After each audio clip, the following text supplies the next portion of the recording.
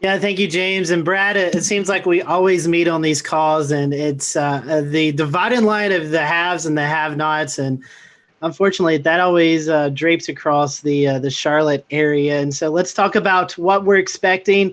The mountain foothills community look to be icy. Down where you are in the Charlotte area is kind of a toss-up. So, what's your latest expectations for the Charlotte area into the Piedmont foothills and mountains? Yeah, I'm looking at a lot of the data tonight. That's why I'm kind of distracted here. Looking at some sounding data, and some new data tonight showing some milder air moving in. And the thing about ice that I'm always fascinated about is all these thermodynamic processes going on of latent heat release, and as Christian mentioned, heavy rain bringing the warm air closer to the surface. I mean, there's all these tiny little things that make big differences. So tonight, for instance, I'm looking at the high resolution rapid refresh model, and just to give you James is doing a great job talking about the layers.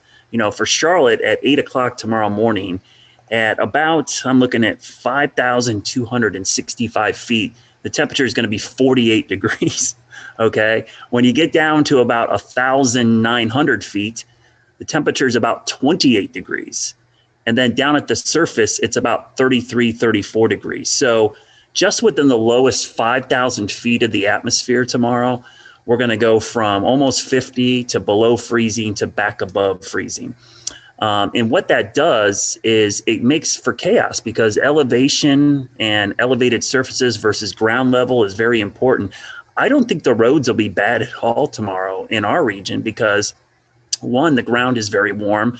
We're probably going to have marginal temperatures near the surface, but we're going to have this cold air just above the ground, which means tree branches and power lines and elevated surfaces could have a glaze of ice on them.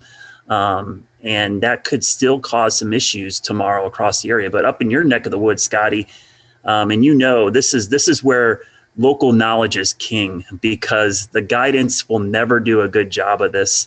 The cold air just holds on to those nooks and crannies up against the Blue Ridge Mountains. And then you get the added lift of a little bit of an east or northeast wind that hits the mountain and lifts it up and causes some additional cooling.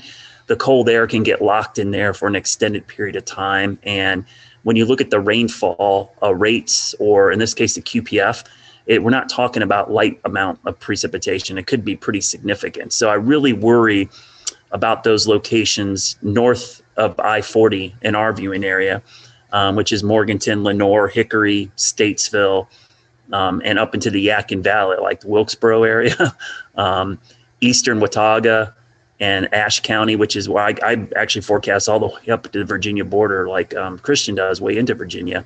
There's a few areas up there where I'm seeing, the winter severity index from WPC has extreme impacts up in that area because of the amount of icing we expect up there. So it will be very fascinating to see the differences across our viewing area from south to north.